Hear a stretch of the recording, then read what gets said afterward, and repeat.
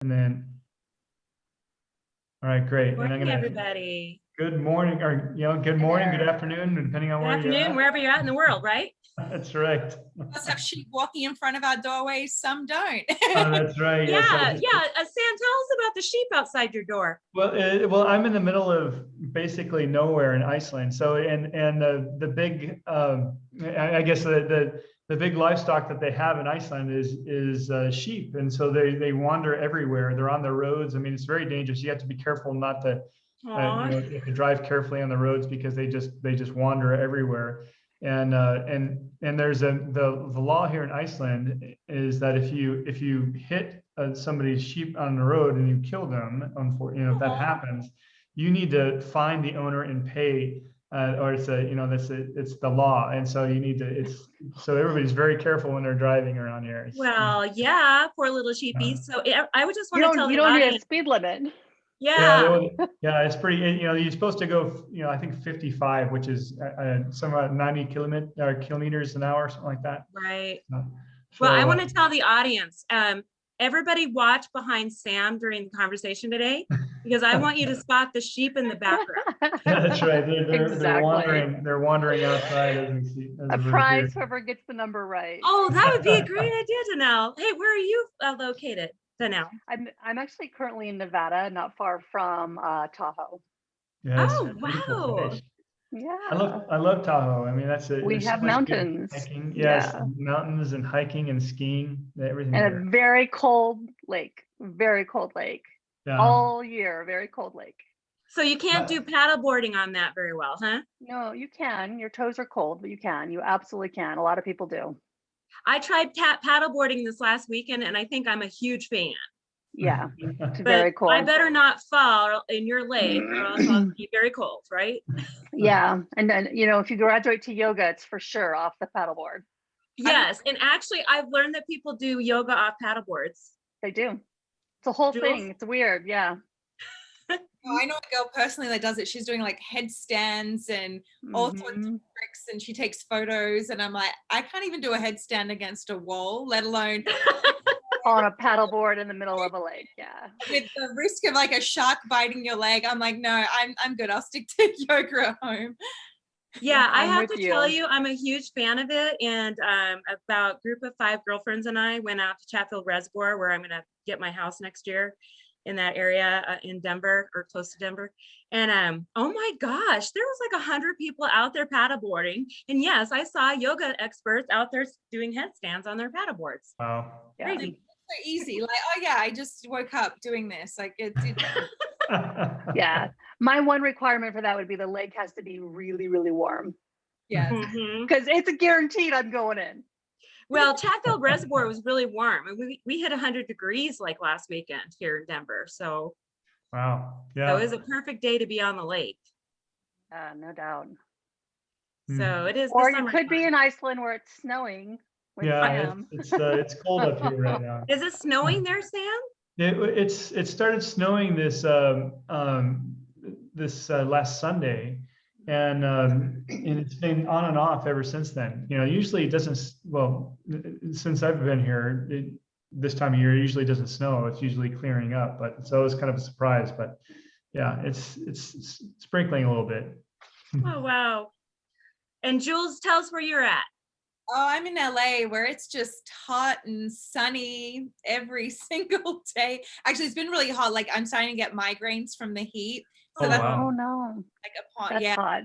In my car, it's kind of like, like when you step out in Vegas and that like dry heat just hits your face and you're like, okay, I already feel like I can't breathe properly. So what's the temperature there then right now?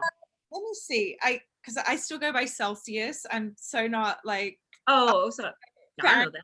After all these years. So I think it's okay. Well, Sam's a math person. He'll figure it out. No. No. Well, it's only like 88. It's like tomorrow. 88's not too hot. No. 99. Susan Miller says, hi, Susan Miller, 99 degrees yesterday in San Diego. In San Diego. There you go. Awesome. That's hot. And one of our co-speakers, Sumit Singla, is in India. And he's also online with us today. Hi, Sumit.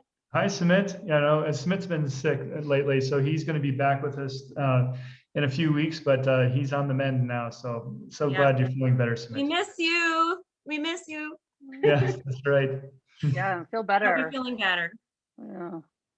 Covering.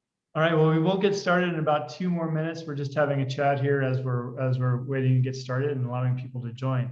So yeah, talking about the weather in different places. I know that we have people from all over the globe, so it's nice to see how to be together in this global community.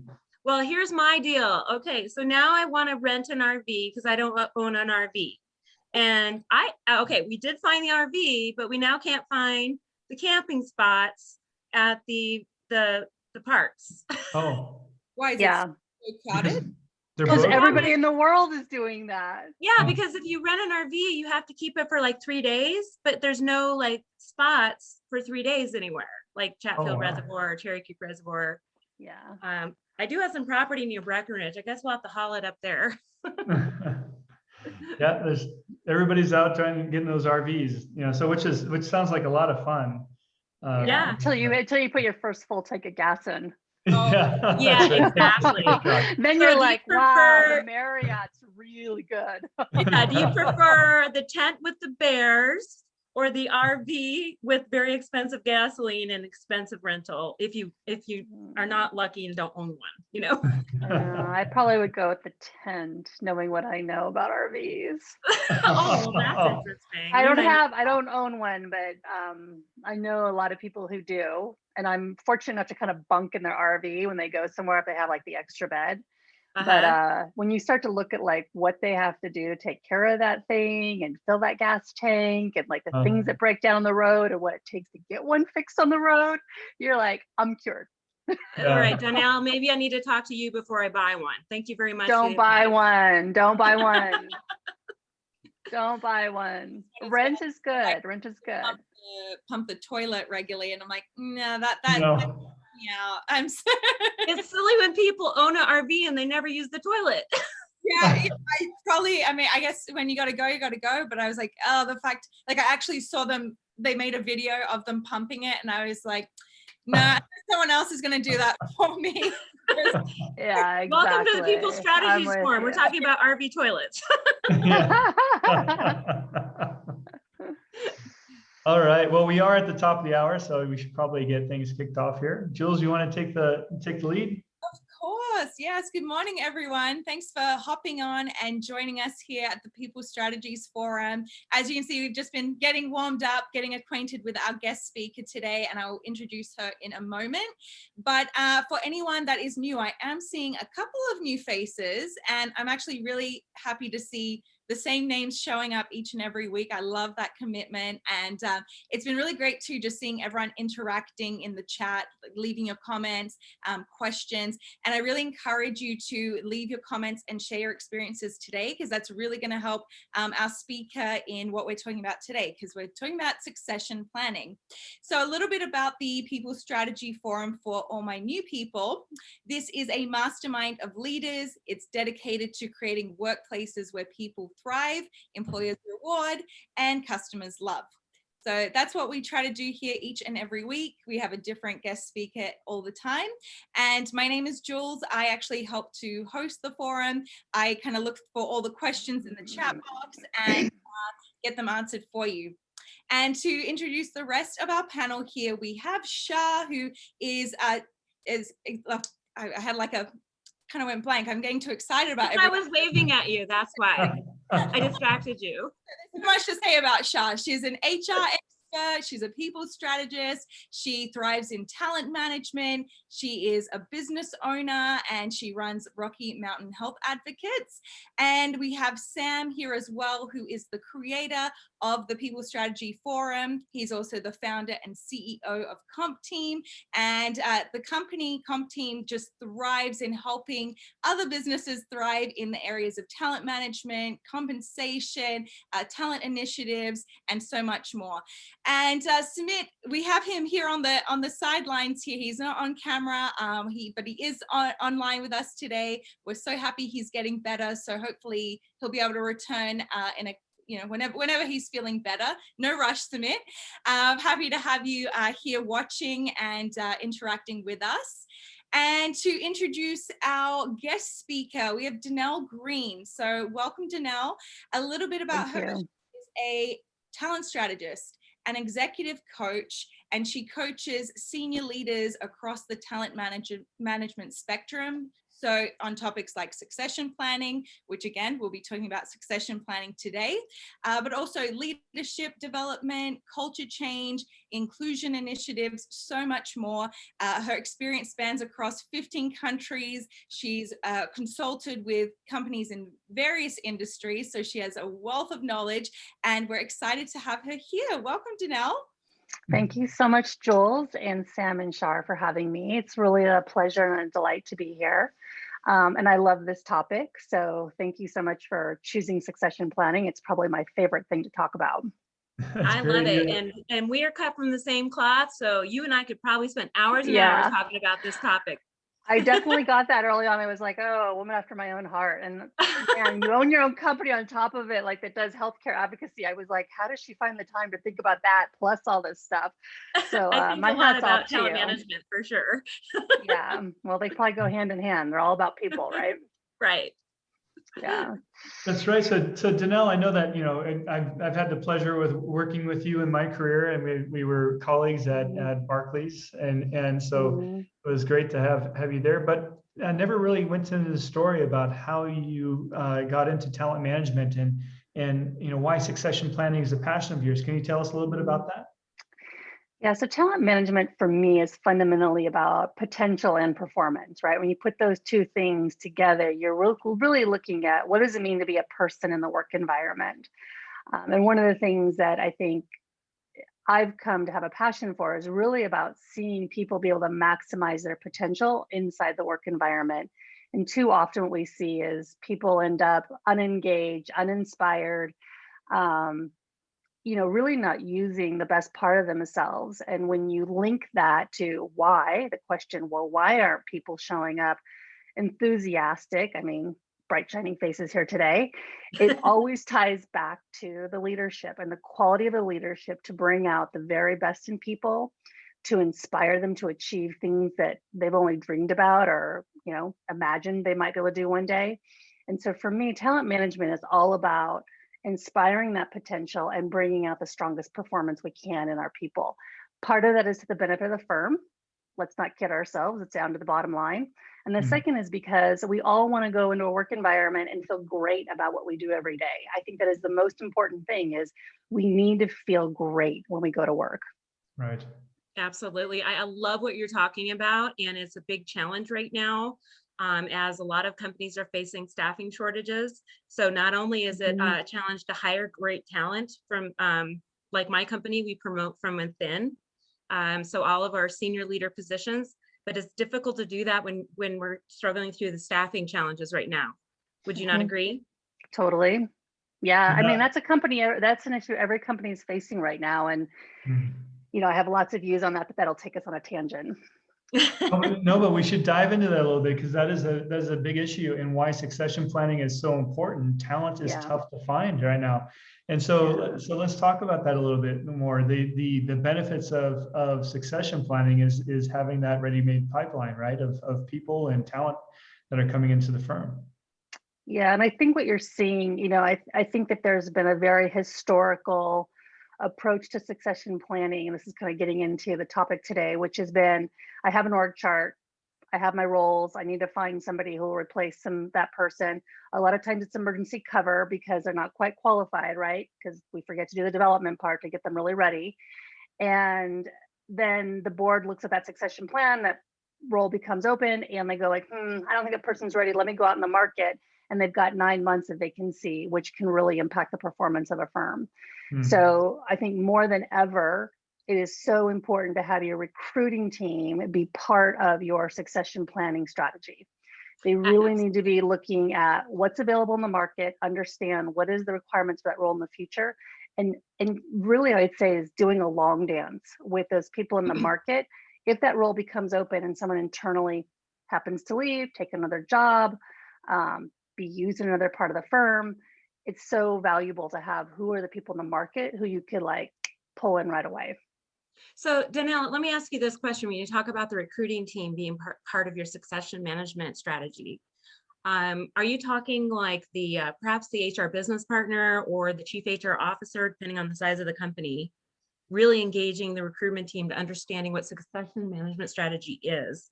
And what size of company are you talking about, and how would you do that integration?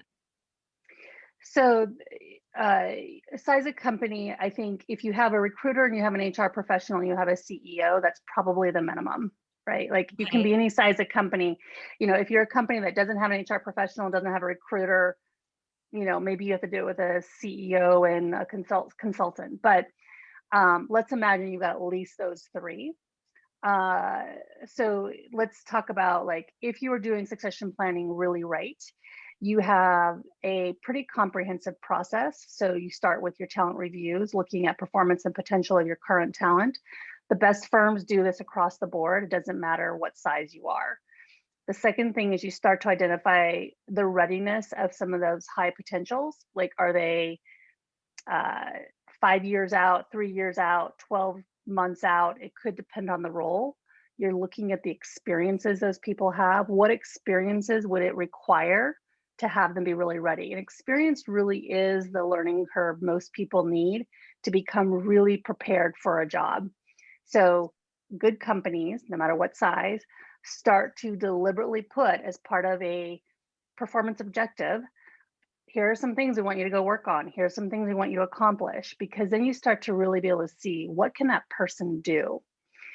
So let's just say the minimum you're doing your talent reviews. What I believe is absolutely the best thing for every company to do is every quarter you pull out that talent review discussion and you pull out your succession plans between your HR, your recruiting, your comp team, and you sit and look at it. And the reason you want all those people looking at it is, one is you want to go like, gosh, we have people to be ready in 5 years, but if that role becomes open in 3, we need to know who in the market could do it. So recruiting team, as you're actually going out to market for any variety of roles, let's start to look for the people who could potentially do these things. Comp team might play a really important role in, we have these people who are going to be ready in 5 years. Are we actually thinking about long-term incentive pay that will actually keep them here versus, you know, how it goes with high potential? It's like, I'm ready now. The company's like, ooh, I think you need a few more things before you're ready. Those high potentials will oftentimes jump ship before you think they're ready. So that's where the comp team becomes so important, really looking at long-term incentives to retain your top talent. Now I see a comment here from Anton, if I'm saying his name correctly. In the chat, it says, what is the biggest stressor on the company and the team member for lack of poor succession planning? So I think you just hit on one of them, is that oftentimes the executive leadership team and HR teams, et cetera, recruitment teams are afraid to develop their talent too much because they may jump ship. Yeah. Is that what I'm hearing? It is one of them. I mean, I think it's a great question, Anton. So that's probably a topic we could go on for quite some time. If you were going to say, let's take it from the top, oftentimes the biggest stressor is CEO succession. CEO succession, so there's such a thing as called CEO succession aversion. Like, CEOs don't want to do it, boards don't want to do it, but it is probably the single most important role that you have really solid succession plans for. I mean, you never want to imagine the worst case scenario could happen, but it is irresponsible to not think about the worst case scenario. I can tell you countless stories. I mean, let's talk about Goldman Sachs for a while. You know, all of a sudden, you know, we had CEO diagnosed with cancer, immediately had to go into treatment. Thank goodness it wasn't worse, but like, what do you do in that moment? And the board and the company really need to know that answer before those situations show up. And so I think one of the biggest stressors is when you don't have the answer to, in that situation, what would we do? I think that's the number one stressor. I think the second thing really is, how do you communicate, or do you communicate to potential successors whether or not they are on the succession plan? So, you know, Sam over here is a CEO. He's got 3 people on a succession plan, does he tell people they're on the succession plan? Do they know who the other people are on the succession plan? Do they know what they need to do to be on his succession plan? And one of the things I think shows up pretty quickly in succession discussions is the stress of whether or not to talk about who's on that plan and what it's going to take to have them be ready. Right. And then I think your third one really is, Shar, getting down into the retention of your top talent.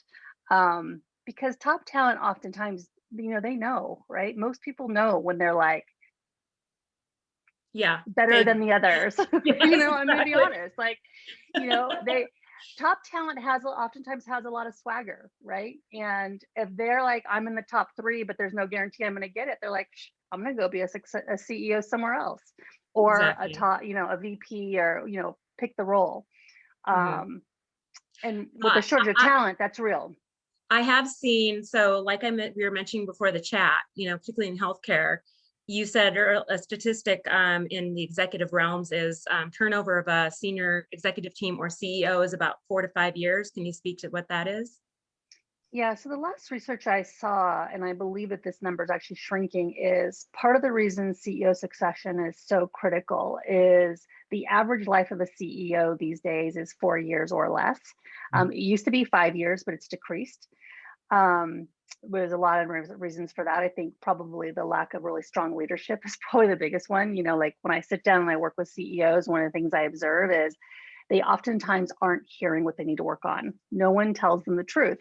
And so it's people like me who come in and get to like gather all the feedback and sit down and tell them this is what people really think, or work with the board to deliver the message, depending on the size of the company and whether or not they have a board. So, we're seeing that tenure in CEO go down, and it's one of those things where it's not a matter of whether or not you're going to have CEO turnover. It's a matter of when you're going to have it. Mm-hmm. Well, I have to tell you, and some of my experience, I was working with one healthcare system for about 13 years. And during that time, we had 4 different executive teams, I believe, during that period. So it's about right. Mm-hmm. And what was interesting is we had a really popular CEO, and we were hitting only 2 out of the 11 to 15 initiatives. And in healthcare, that's not good, right? That's life or death for the patient. Right. We got a new CEO in, and I'm not going to bring up names or anything, but he was able to help drive our company to be the best of the best out of all the hospital systems within 1 year, just with that CEO change. But I think what I believe is that the culture, every time you change that CEO or that executive team member, it's really hard on the entire organization. Yeah. Because all of a sudden your drives, your initiatives, your goals, your performance management processes, everything, every employee is impacted by that position. Would you not agree? Yeah. And, that's the tip of the iceberg. I mean, there's so many things that are impacted by the CEO leadership. And, well, awesome that he was able to do it in a year. That's unusual. So, oh my gosh, it was phenomenal. He's being like attempted to hire away like a lot. So that's again where you better have a really good incentive plan. Yeah, you want to. And I don't want to give away which healthcare system this was, but I mean, it really taught me, and as a junior talent management person, just how vital that succession management process is. And oftentimes I'd be sitting in that boardroom with the 9 box, and that all you HR folks, you know what I'm talking about. And we placed all the little names in all the 9 boxes. But really, where does the crucial conversation to go out and, like you said earlier, tell the person, we see you as a future administrator of this company. Yeah. When do we have those conversations? Yeah, well, let's talk about how do you get to those conversations, because a really good process isn't just a subjective process, right? So we all can have an opinion. We have good days and bad days. I'm a big believer in assessment.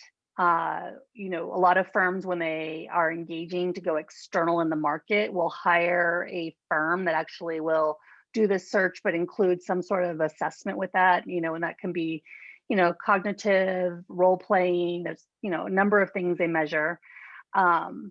those firms oftentimes, and this is something that I've done myself, will actually come back with scores on specific leadership traits, a list of like skills and experiences that person has had, so that you're really starting to look at where are people in their, excuse me, their qualifications and their experiences, excuse me.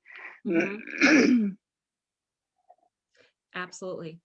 So that you can actually sit down with like a chart, you know, here are the people who we're considering, here are the things we're requiring for the job for the future if it's done right, not current. Here are the core experiences we think they need to have, and you actually put scores. And what that allows you to do is start to identify gaps in development plans. So I've got 3 people. This person clearly scores the best, but he or she may be the least likable person of the 3. Mm-hmm. Now what do? That's executive coach time. I have the most likable person who's at the bottom. What are the experiences they need to bring to the table?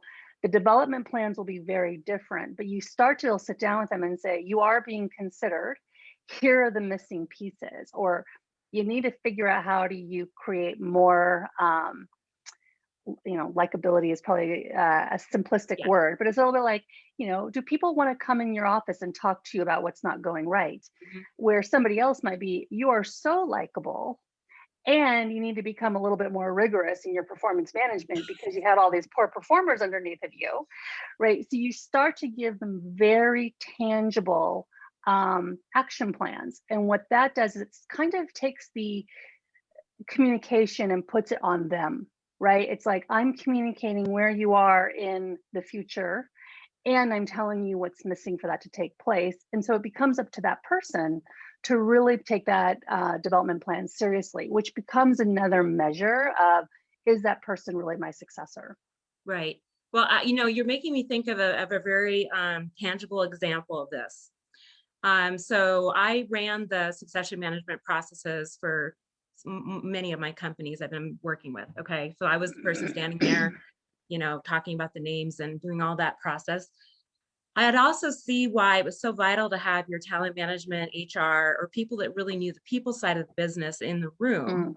So for example, one particular example I saw was a very favorite of the executive team, because this individual was going to be a chief nursing officer at one of our hospital systems.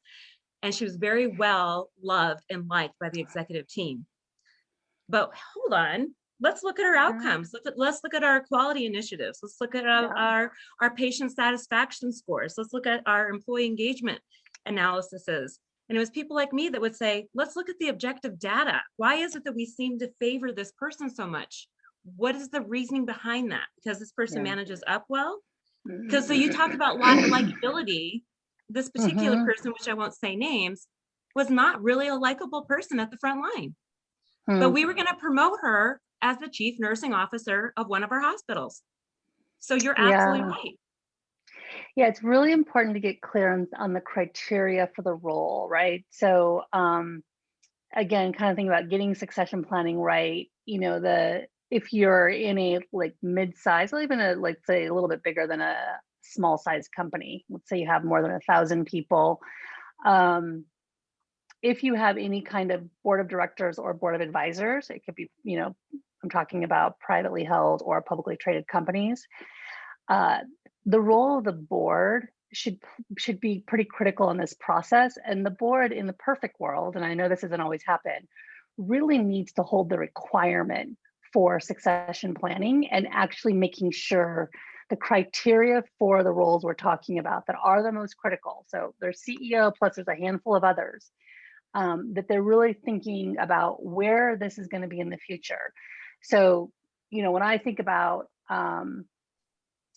like future leadership roles in companies that I'm working in, one of the things I'm really encouraging them to add on is a level of digital savviness, whether that's understanding, you know, data and analytics, whether it's having some, you know, background and experience in artificial intelligence, because what we're seeing in the future in terms of companies is being so impacted by the world of data analytics, artificial intelligence.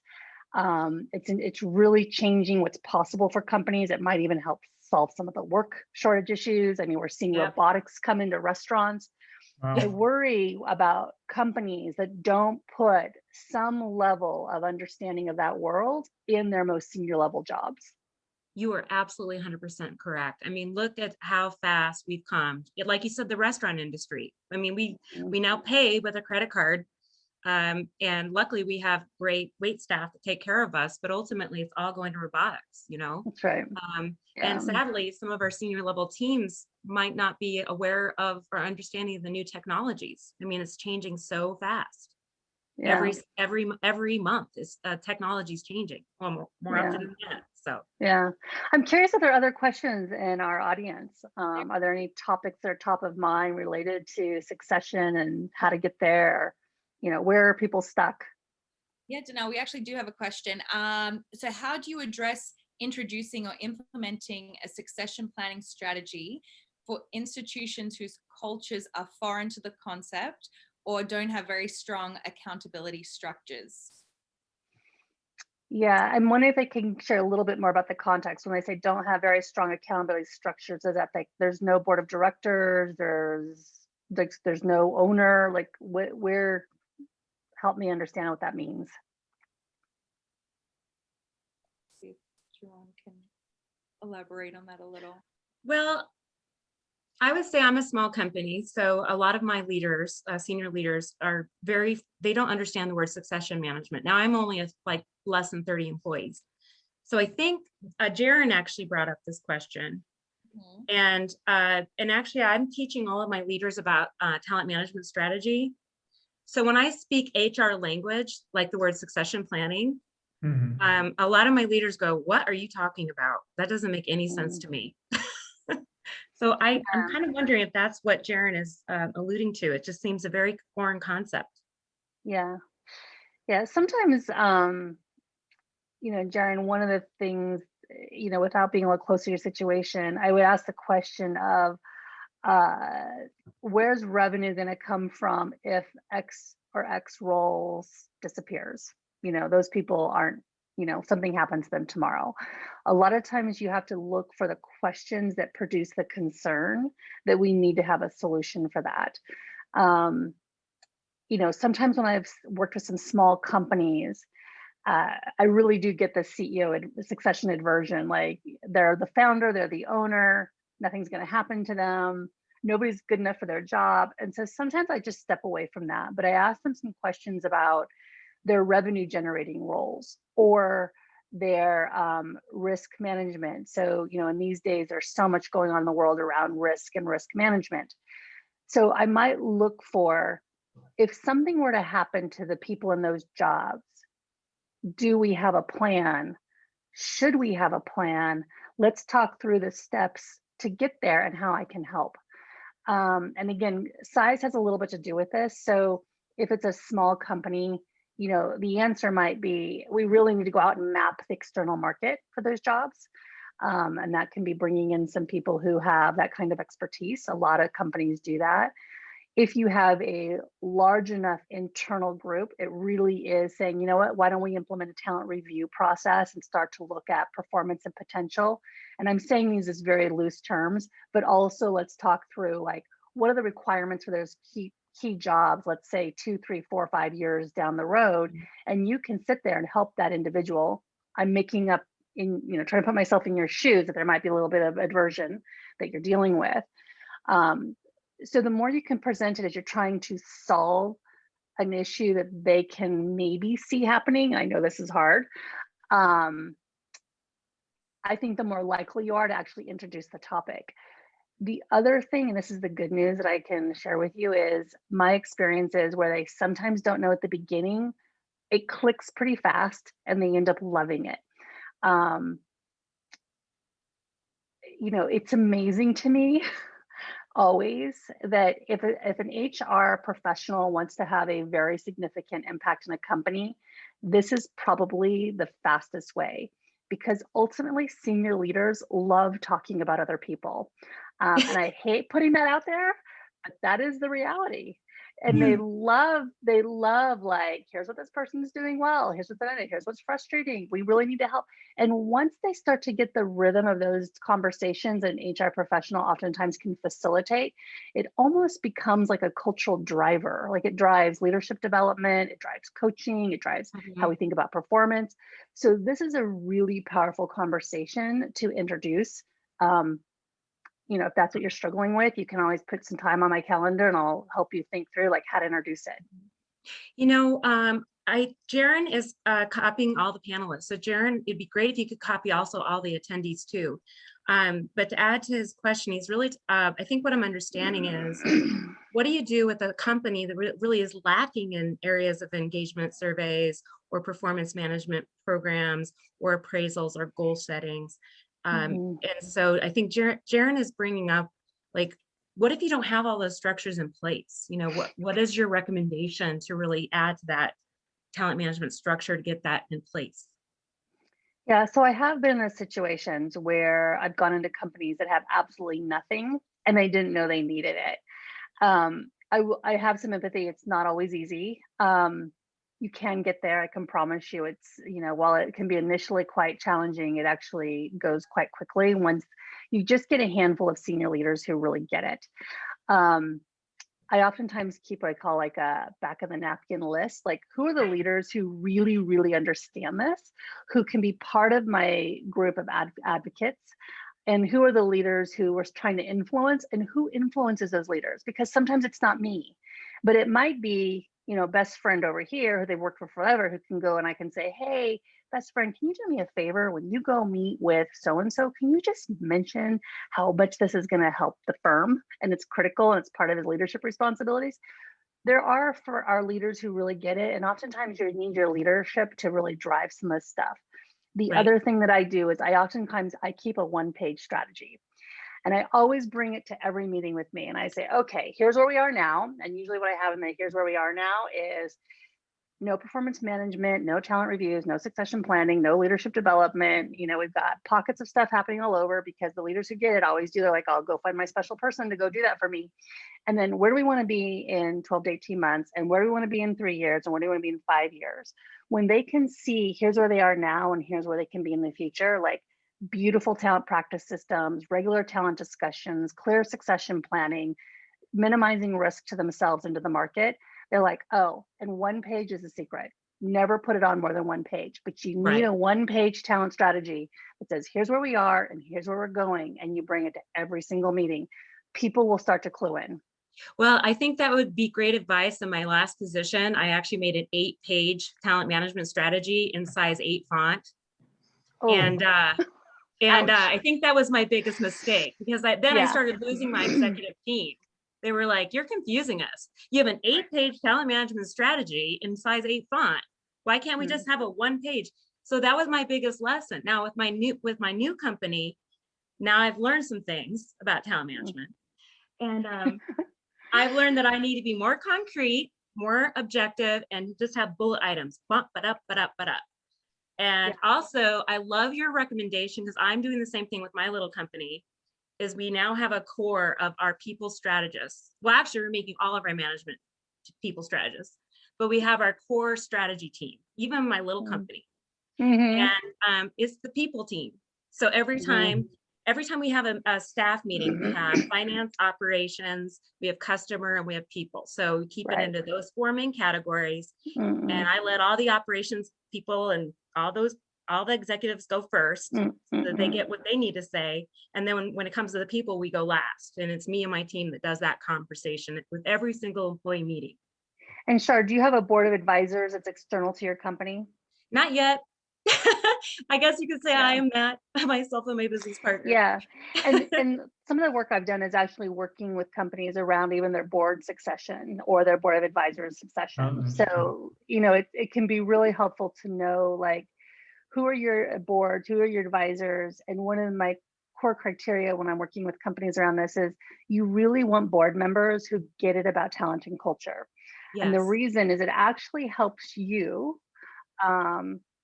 You know, I'd say I've seen senior leaders get religion on this topic who didn't even know what succession was. So, you know, don't be discouraged. but I've worked with companies where they've migrated to actually having, as part of the CEO objectives, exactly what Shara is saying. They have their revenue goals, they have their customer goals, they have their operating goals, they have their risk goals, and then they have their, I call it talent goals. But the talent goals should be things like, what's the diversity of that succession plan? Are you moving the needle? I'm talking, ethnically and gender. You can put some very measurable goals for a CEO. And I promise you, as soon as those talent goals are for a CEO, the requirements that will trickle downhill will be on fire. Right. Well, I have to say, I've thrown out all traditional performance management processes for my company. I've thrown out all traditional processes for succession management for my company. And I'm going to put a plug in for our one of our sponsors, which is the TMA method. So we now do all of our coaching for all of our leaders around the TMA method, which is all about positive coaching, positive psychology, strengths and competencies and drives and talents. And I believe that is the reason why my company is doing so well during these times. One of the mistakes I've made, though, is that because we're kind of the beta company for the TMA method here in the United States, one of the mistakes I've made is that I think I was pushing my leaders too fast to really like back to Jaren's point, to really understand, so we put them through a developmental process in the TMA method because we have a course so we can teach leaders about. And it was interesting where my leaders got stuck was the succession management process. That is exactly where they all got stuck. They could not really comprehend what that meant. And they said, Char, HR lady, you are not making any sense. I don't understand the succession management. What's that mean? So it was a real interesting aha to me, because to me, I thought, well, doesn't everybody understand succession management?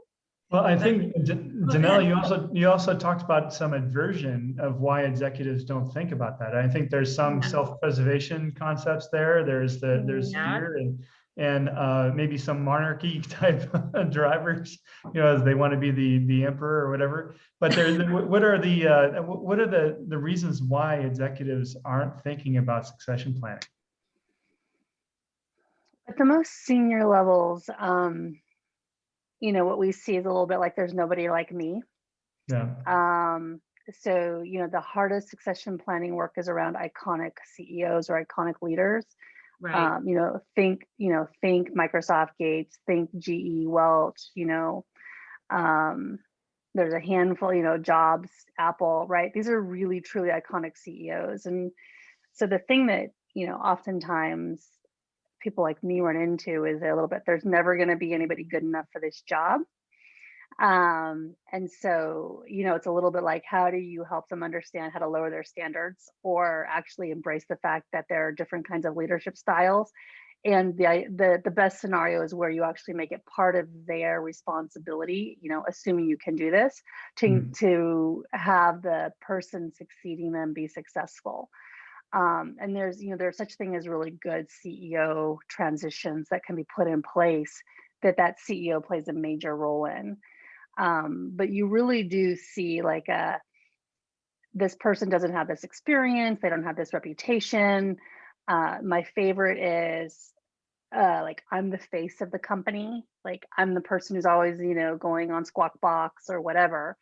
And so could be my successor, but they have no public identity. And so I've worked in those situations, say, well, let's create a roadmap. Let's figure out how are we going to get that person out there publicly, which then means the CEO has to be willing to turn the volume down on their public identity to let somebody else's come up. And these are hard things. I mean, they've worked their entire life to be in this limelight, to have this moment of I'm amazing. And they are amazing. And so they are amazing, but don't you think that's a bit narcissistic? I guess the right word.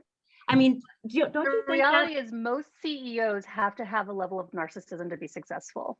That makes a lot of sense. Yeah. I mean, the really good ones, if you really look at it, they have to have enough to get through some of the things that they get targeted a lot, right? So if you don't have a little bit of narcissism for all that negative that comes in, you're probably going to be, a little depressed and maybe need a therapist. So it actually serves them to some degree. The question is, do they know when to actually turn the volume down on that step aside, let their ego go a different direction. And I think the other thing that can help in those scenarios is to actually point out to those leaders succession plans that have gone well, people who have come in and been successful, think Disney, as the successor and even taking the company to the next level. I think Amazon's going to be a really interesting one. The stock valuation didn't crash when they announced, Jeff was going to be, leaving, so to speak, or taking his, next, job running Blue. So sometimes helping them really understand, like, the world isn't going to come to an end. Like, it's going to be okay. And there's going to be a different leadership style.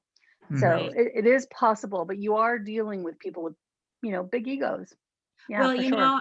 I do agree with that. So, and you do executive coaching, and I do understand how stressful it is to be the voice, to be able to sit in front of 14 executives and say, do you want to know the truth, or do you want me to butter you up?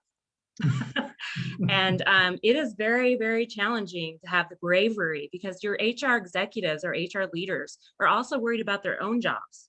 Sure. And they're worried that they may get laid off or whatever if they speak the truth, to bring out, did you know, executive, I'm not going to say that you're a narcissist, but did you know that you do need Please don't. Okay, yeah. Please don't use those words. Okay, well, how do you word it? Where is I think the culture of authenticity, transparency, having a listening culture, all those fancy HR terms like humble inquiry. I mean, how do you really sit down with an executive to literally show the mirror and say, do you realize that this behavior, when it comes to succession management, which I know is our main topic, to hold the mirror up to the executive to say, how can we change the behaviors of the executive team to really promote a succession management culture and not come across in a negative way to our teams? Does that make sense? Mm-hmm. It does. So, I think a tone at the top, and, you're asking a really good question. I see one of the questions coming in from Susan here. So I'm gonna try to answer two things at once, because I think they go together. Okay, go ahead. Yeah. So the worst case scenario is when succession becomes a horse race, right? So it creates a culture of internal competition. And, sadly, that happens too frequently. Unfortunately, I hate to say this, you end up with, alpha leaders, and they find out that they're on the succession planning and the CEO doesn't handle it correctly, and it just becomes a horse race, becomes very political very fast. Yes. I can imagine that's probably one of the things that Apple had to deal with, because people knew for a long time that Jobs was going to be, moving to the next stage. So, in terms of culture and communication, this is where it's really helpful to think through, what is the culture you're trying to create around succession? The best ideal situation is one where there's ambition for learning and ambition to improve leadership and to grow in your career. And really what that gets down to, I think, is when communicating, it's important to say, look, succession plannings are tools. They're not truths, right? This is a tool. It helps us make better decisions, assess our people, help us communicate around what people can work on, make sure that we're giving them the right career experiences. And I always think of, if nothing else, I don't want to be doing the same thing every day of my life. So as an organization, you can sit down and go wow, if we give them some of these experiences, it's going to really stimulate their learning. It's going to give them something a little edgy to work on, give them a chance to fail, give them a chance to succeed. And what you want to do is inspire people to really be focused on, gosh, I'm really growing in my career here. Why would I ever want to leave? I keep getting new experiences. So I think when you talk about culture, you really want to do all you can to shape it towards, this is great career development. This is great growth for me as a human being. I'm getting really good feedback about how I show up as a leader. And the more you can communicate directionally that way to people individually and kind of across your firm, that this is what our talent discussions are about. So succession planning is a piece of those talent discussions. The more you get a culture of really, development and learning, and really a culture of leadership, right? Because people improve their leadership skills from the feedback that come from these discussions. I don't know, Susan, if that helps answer your question. No, I like what you really said there, Donnell. I mean, succession is, we often think of succession planning as a need for leadership to replace leadership and so forth. But when we're communicating out to the entire company, we should be thinking about a culture of development. Those individuals that are selected to be on certain selection plan or succession plans for a key executive may be too focused on that particular executive or that particular job, instead of developing to have a greater contribution to the overall company. How can I be more effective? Even if I didn't get that job, if I got this other position, how can I contribute more? I mean, I think that the mindset needs to be, the communication of that mindset is more important than just saying, hey, we need somebody to replace Joe or Sally. Because that sounds very inhuman, and I think that I had to learn this as a junior HR person many, many, many years ago. When I first got into HR, I did use too much HR speak, right? And many of my leaders, when they started seeing my competency grow and develop, that I could actually speak more like it as not just as an HR person, but as a person that really had, I call it HR with a heart, that we really care about our employees, and remove those HR languages so that people could really resonate with this. So the word that we use in my company is called career mobility. And so what I say to my employees is every single employee has their own superhero strength. And we actually did this in one of my last companies in my department of about 40 employees, is that we created a superhero for every employee. One of my talented employees did this for me, and each employee got a superhero. So you could be a superhero of connect the dots, or you could be the superhero of collaboration, or you could be the superhero of strategy. And on the outside of Char, every which superhero are you? Collaboration. Okay. That is so true. It's so perfect for you. Yes, Shar is the person that knows everyone and brings everyone together. So that's a true superhero. Yeah. But you see, to me, it's like the word succession management is kind of a turnoff. I mean, no offense. I don't mean to be a disruptor here. No. But everybody goes, I know what a superhero is because I grew up watching cartoons and I know what superheroes are, Yeah. Yeah, I think, sorry, you're speaking about something really true, which is some of the lingo in our profession. It's not how our business leaders think or speak, right? Right. So, some of the things that really help HR professionals in this domain is to really talk about risk and profitability, right? So revenue generation and risk, those are corporate words that most senior leaders get. Yes. And so you can talk about, words I use, talent planning related to those two topics, right? So talent planning becomes like the code for succession, for performance potential. So I do think that really finding the language that connects is very, very helpful for HR professionals. I totally agree. And I would say competency-wise, the business acumen and understanding the numbers. I mean, I'm not a numbers person, I'm a people person, but I mean, really able to speak about revenue, speak about profitability, speak about the numbers, and be able to speak with confidence, because I could go into the boardroom and say, I think everybody should be a superhero. And they're going to look at me like I have three heads. Depending on your board, but yes. Yeah, well, it depends on your audience, but right. I think a challenging part of being an HR executive is really having that fine balance to speak the language, back to Susan's comment, having the communication skills and ability to speak with, so that the executive gets what you're saying.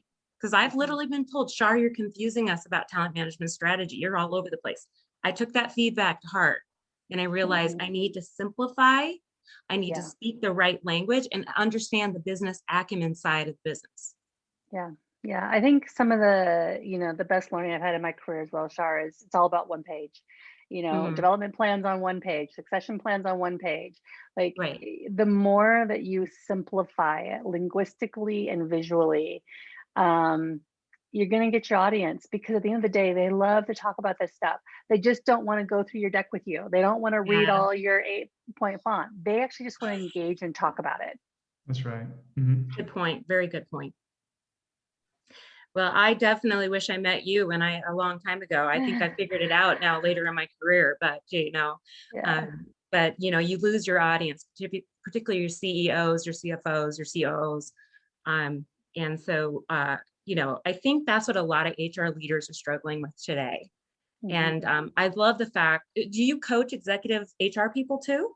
I do. I actually, it's probably the one area where I almost feel like I give back a lot. I know that a lot of HR professionals don't get the budget for their own coaching. And I find myself doing a lot of that. Just, a lot of times you get referred to stuff over time, but more importantly is I really believe in our profession. It is absolutely critical for the business. It's critical for people. And I try to make myself as available as possible, just to kind of be a thought partner around places where HR professionals get stuck. Well, I can see that you have a real credible presence. I mean, just in your style, in the way that you communicate, I could see an executive team really listening to you. And I really think that's, yes. And I think that's fantastic. And I would really love to support, and I'm the same way. I'm always giving away my time to other HR people too.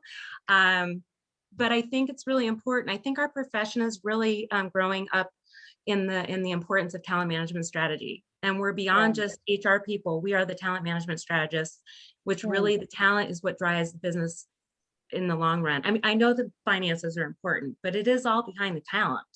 Yeah, one of the things I'll share with you, I know we're going to run out of time here soon, but one of my I would say somebody I've admired, I've read a lot of his work, is Rahm Sharon. I was fortunate enough to actually engage with him on a number of different talent projects over the years. And Rahm Sharon is probably, I would say, in the top 3 to 5 people in the world who do CEO succession. So, I think of him as kind of like one of my mentors, even though he didn't sit down and say, Donnell, here's how you do it. But I read his stuff, and he can be very, very provocative to the HR profession. Mm-hmm. And one of the things he said to me in one of our meetings, I always think of it as kind of like, this is my grounding principle as an HR professional. So I'll show you guys my $1 million one-line Rahm Sharon secret. Okay. Talent first, strategy second. Oh. And he said, so many companies get it all wrong. They start with their strategy, they create this big strategy, and then they go to their HR team and they say, hey, we need to find the people who are going to help us do this, 3 to 5 years down the road or 12 months down the road. And then the HR people are always behind, because it takes 9 months to fill key jobs anyway. You could create a new division. If you flip it around and you go talent first, what you're doing is you're always talking about your current people. You're always thinking about what's going to be missing in the future. You're continually scanning the market. And what happens is you find yourself with a robust pool of people, leaders, subject matter experts, who can then fulfill any strategic direction you need to take at any time. And the most important thing to being successful these days is being able to move quickly. So if you've got the people, you can do the strategy. That's fascinating. How do you spell that name? Rahm Sharon, RAMCHARAN. Rahm Sharon. And is there books? He's written several books. He's written so many. I want to say the guy is probably 25, maybe 30. Oh yes, was he the one that was the monk? No, maybe. No. I don't know. No, seriously, I was listening to him last night because he's very popular online. Maybe he does a lot around people and talent. But he was one of the people that wrote a very provocative article. I don't know if it was an HBR article that talked about splitting HR in half. And it created a huge hula in the HR community, because he was like, HR needs to be divided in half. It needs to be HR operations, and it needs to be under the CFO or operations person. And then there needs to be the strategy part of HR and talent. And that needs to be under, the people officer who works for the CEO. And these things should be divided, and don't bring them together. Operational stuff gone.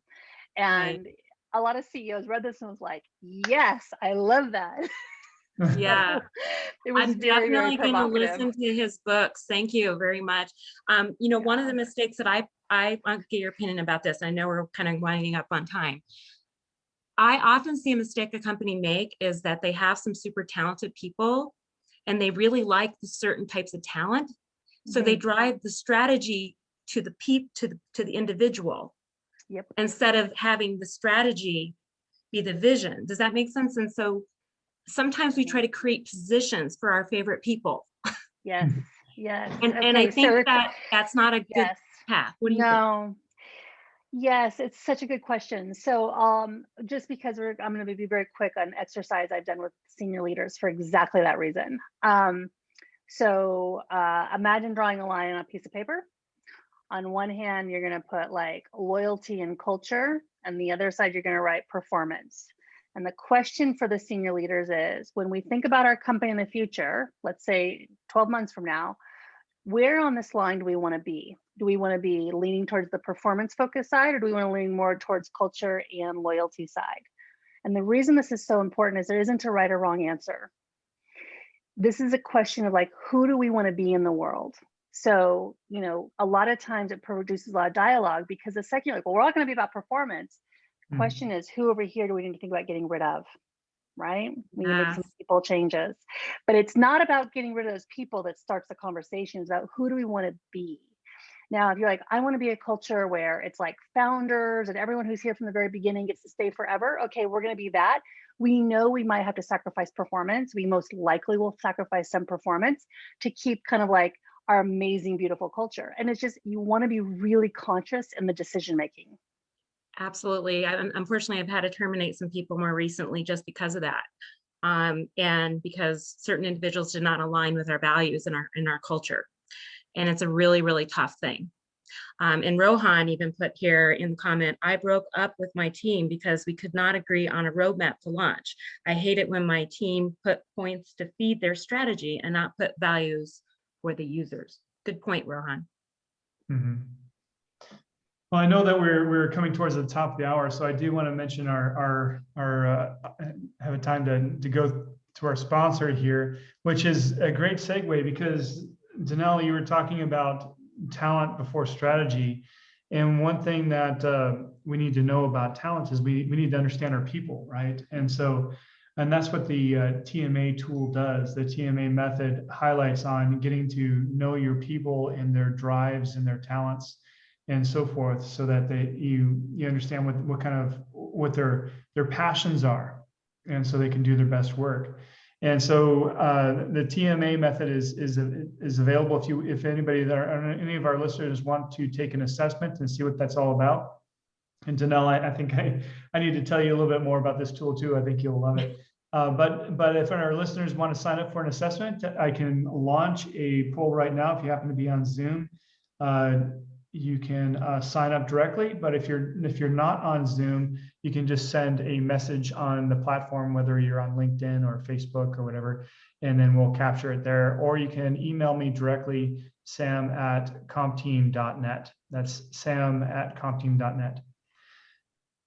Also, the TMA has a free app as the competencylibrary.com. So if you want to go check out that, it's a free tool of competencies and how they can use those competencies in the interview process or in coaching or so forth. And those are available on their apps as well. So very useful tools out there that you should check out. And if anyone wants to talk to me, I can attest to it because I've utilized these tools. And they're hands-on and just in time, and our leaders need these tools in their hand. So we've applied these tools and it's really helped us with our success. So if anyone wants to talk to me about how you operationalize these things, I'd be happy to talk to you about it as well. And that's a great thing. At TMA, it does have a lot of open source material. So there's a lot of free applications. And then they also have a paid platform that kind of brings this all together. So what you're looking at here in this screen with the bubbles here is a picture of their paid platform, but there's other pieces here that are completely free to use as well. Absolutely. Great. So right now I encourage our listeners to put in their final questions for Donnell. We'll have just a few more minutes to take a few more questions. But I do want to highlight our speaker for next week. We are fortunate enough to have Judy McClutchan back from the Caribbean and Go Blue. She's going to talk us about talent management and how it's changed, going through the COVID crisis and so forth. And so she's going to give us some thoughts there. She also hosts an annual conference in the Caribbean about these methods, and she's coached tons of small business owners and has really created a thriving practice over there. And so she's a dynamic speaker, and I encourage you all to attend. So looking forward to that. All right. So Jules, do we have any final questions before we close up today? No, actually, I think everyone was pretty interactive throughout. So thank you, everyone, for being really engaged and providing those questions, making it a little easier for Donnell to really just relate and give us the opportunity to cater this for you all. But yeah, no, just a great session in the comments. Yeah, I think everyone just enjoyed it overall. So thank you, Donnell, for being here. My pleasure. Up and as your best self and giving us so many great frameworks and tools and tips. There was so much there to unpack, and I'm sure we could continue for like another 2 more hours because there's just so much there. So thank you so much for your time today. I know, Donnell, you're so much. You're definitely a wealth of information. I mean, there's so many things that we can talk about, and so hopefully you'll agree to be on some future sessions with us. But until then, how can people learn more about you and your services that you provide? Well, I think if they want to take advantage of your free 15-minute sessions, I'm happy to do that. Sometimes it's easier to have specific conversations on relevant issues for an individual, or they can just email me at dgreen@donnellgreen.com. So it's dgreen, just like David and Green, at Donnell, DONNELL, Green, GREEN.com. I'm happy to engage directly. Great. Thank you so much. Yeah, such a pleasure having you. Sure. Thank you. It was a pleasure to be here. Thank you. Yes. Well, everybody have a great week. We look forward to speaking next week. So join us back on the People Strategy Forum. Thank you. Thank you all. All right. Bye, everyone. Bye.